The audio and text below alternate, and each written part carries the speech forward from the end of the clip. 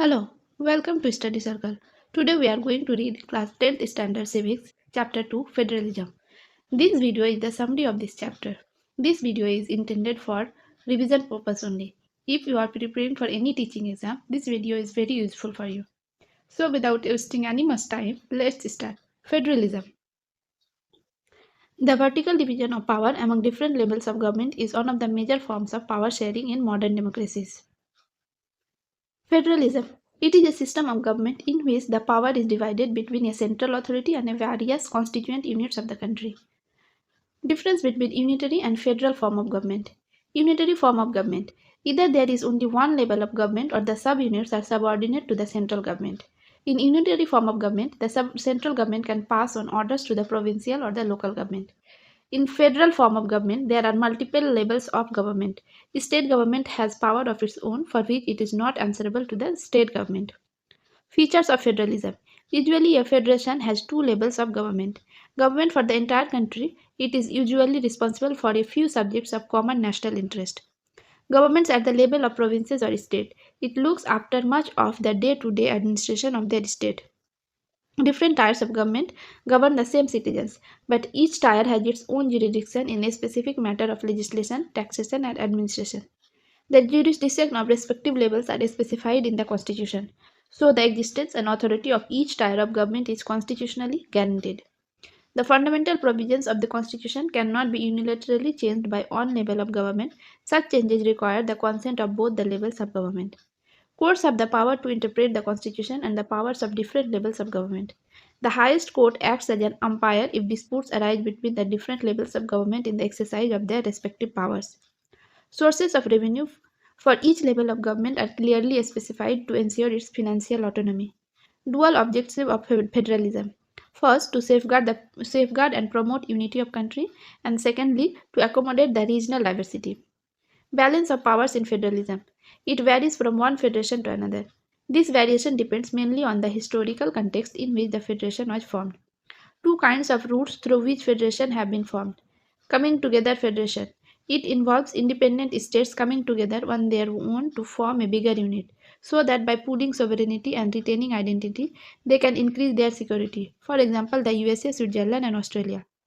All the constituent states usually have equal power and are strong vis-à-vis the federal government.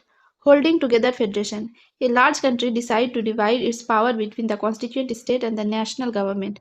For example, India, Spain, and Belgium. The central government tends to be more powerful vis-à-vis the states. Sometimes different constituent units of the federation have unequal powers. Some units are granted special powers.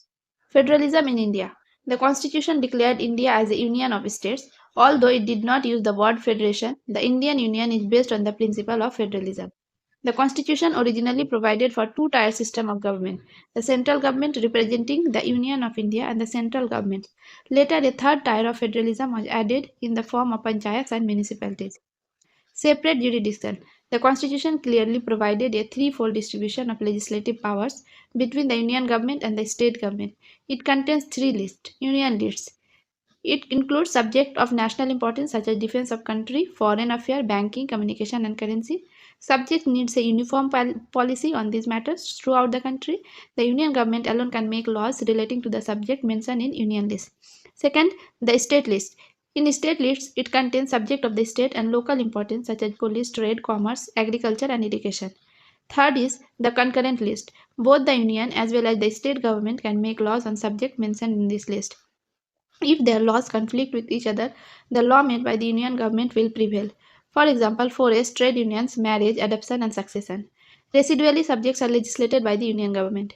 Unequal power to states. Some states like Assam, Nagaland, Mizoram enjoy a special status under certain provisions of Constitution, Article 371, due to their peculiar social and historical circumstances.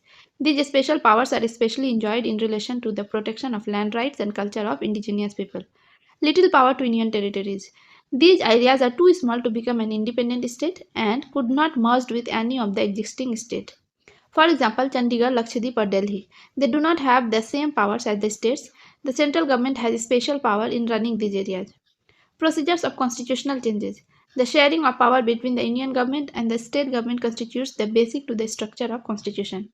It's not easy to make changes to this power sharing arrangement. Any change to it must be the first passed by both the House of Parliament with at least two-thirds majority. Then it must be ratified by the legislature of at least half of the total states. Role of judiciary. It plays an important role in overseeing the implementation of constitutional provisions and procedures. Practice of federalism in India. The real success of federalism in India can be attributed to its nature of democratic politics. This ensured that spirit of federalism, respect for diversity, and desire for living together becomes shared ideals in our country. The linguistic states. Creation of linguistic state. It was first major state for democratic politics in India. After independence, the boundaries of several old states of India were changed to create new states to ensure that people who spoke the same language lived in same state. Some states were also created to recognize difference based on culture, ethnicity, or geography, such as Nagaland, Uttarakhand, etc. The experience has shown that formation of linguistic state has actually made the country more united. It has also made administration easier. Language policy. The constitution did not give the status of national language to any one language. Hindi was identified as the official language, but Hindi is the mother tongue of only about 40% of Indians. Beside Hindi, there are 21 other languages recognized as scheduled language by the constitution. A candidate in an examination conducted for the central government position may opt to take the examination in any of these languages. States too have their own official languages. Much of the government work takes place in the official language of the concerned state. Cautious attitude in spreading the use of Hindi. According to Constitution, the use of English for official purposes was to stop in 1965. But many non-Hindi speaking states demanded that the use of English continue. Promotion of Hindi continues to be the official policy of the Government of India. Promotion does not mean the central government can impose Hindi on states where people speak a different language. The central and state relationship. For a long time, the same party ruled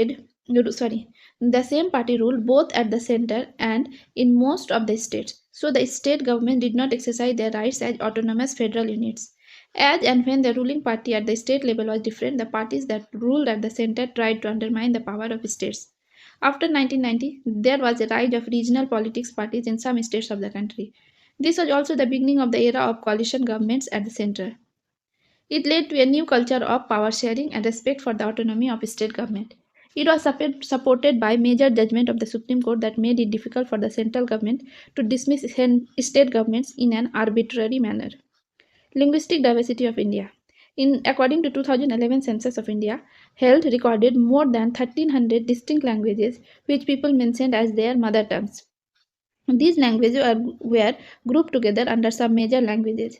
Languages like Bhojpuri, Maghi, Bundelkhandi, Rajasthani, etc. were grouped together under Hindi. The census found 121 major languages. Of these, 22 languages are now included in 8th schedule of Indian Constitution and therefore called scheduled languages, other than non-scheduled languages. Hindi is the mother tongue of only about 44% Indians. If all those who knew Hindi are added as their second or third language, the total number was still less than 50% in 2011. As for English, only 0.02% Indians recorded it as their mother tongue. You can see a chart here that Assamese 1.26, Bengali 8.03, Bodo 0.12, and here you can see that Hindi is 43.63 and the second most speaking language is the Bengali 8.03.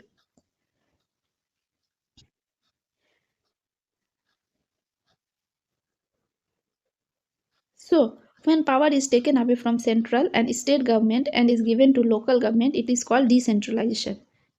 Need of decentralization. There are large number of problems and issues which are best settled at the local level as people have better knowledge of problems in their localities. Democratic participation. At the local level, it is possible for the people to directly participate in decision making. A vast country like India cannot be run only through two tiers. States in India are as large as independent countries of Europe. Federal power sharing in India needed another tier of government, below that of state governments, which resulted a third tier of government. The need of decentralization was recognized in our constitution. Weaknesses of decentralization before 1992. Local governments were directly under the control of state government. No regular elections to local government, and local governments did not have any powers or resources of their own. Major steps towards decentralization taken in 1992. The constitution was amended to make the third tier of democracy more powerful and effective. It is constitutionally mandatory to hold regular election to local government bodies. Seats are reserved in the elected bodies and executive heads of these institutions for the scheduled caste, scheduled tribes, and other backward classes. At least one third of all positions are reserved for women. An independent institution called the State Election Commission has been created in each state to conduct panchayat and municipal elections. The state governments are required to share some powers and revenue with local government bodies. The nature of sharing varies from state to state. Rural local government, Panchayati Raj. Gram Panchayat. It is there in each village or group of village in some states. This is a council consisting of several ward members, often called Panch, and a president or Sarpanch. They are directly elected by all the adult population living in that ward or village. It is the decision-making body for the entire village. It works under the overall supervision of the Gram Sabha, which have all the voters in the village are at its member. It has to meet at least twice or thrice in a year to approve the annual budget of the Gram Panchayat and to review the performance of the Gram Panchayat. Block level. A few Gram Panchayat are grouped together to form what is actually called Panchayat Samiti or block or mandal. Its members are elected by all the Panchayat members in that area. District level. All the Panchayat Samitis or mandal in a district together constitute the Jila Parishad. Most members of the Jila Parishad are elected. Members of the Lok Sabha and MLAs of that district and some other officials of other district levels bodies are also its members. Chairperson of Jila Parishad is the political head of the Jila Parishad. Urban local government.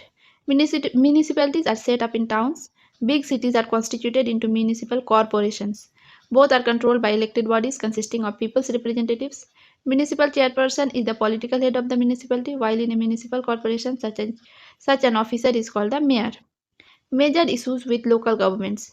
The elections are regularly, Sabha are not held regularly. Most state governments have not transferred significant powers to the governments.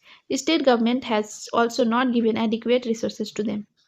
Case study of Brazil about combining decentralization with participative, participative democracy. A city called Porto Alegre in Brazil has set up a parallel organization operating alongside the municipal council, enabling local inhabitants to take real decision for their city. The city is divided into many sectors and each sector has a meeting like that of Gram Sabha in which anyone living in that area can participate. There are some meetings to discuss issues that affect the entire city. Any citizen of the city can participate in those meetings. The interesting point of this chapter is that about 25 of the world's 193 countries have federal political system, whose citizens make 40% of the world population. India has about 36 lakh elected representatives in the panchayat and municipalities. Here in this image you can see that only 25 of the world's 193 countries have federal political system. The red one have the federal political system and white one has the union or central political system. Their citizens can make 40% of the world's population. So this is the summary of this chapter. If you like this video, then like, share and subscribe. Thank you.